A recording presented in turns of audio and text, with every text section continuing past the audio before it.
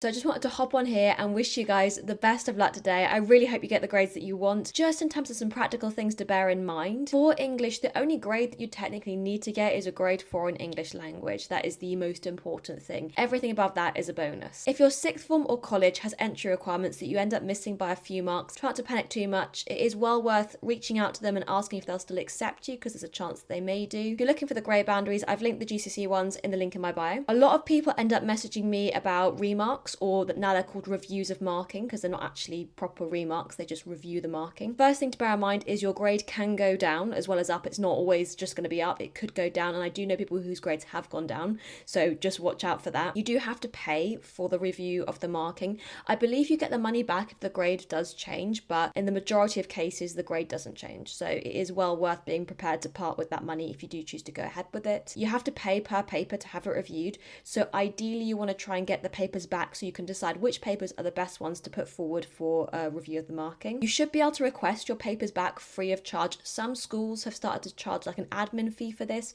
but technically it's supposed to be free of charge. What I'd recommend doing is, if you are close to a grade boundary, and by that I mean 1 or 2 marks really, I would get the paper back and I'd ask your subject teacher, or if you have a tutor, to review the papers and see if they think it's worth putting it forward for a remark, and if it is, which papers they'd recommend putting forward. And finally, if today hasn't gone entirely to plan, try to remember that grades aren't really fully reflective of your abilities. It's an exam, so it's a high pressure situation.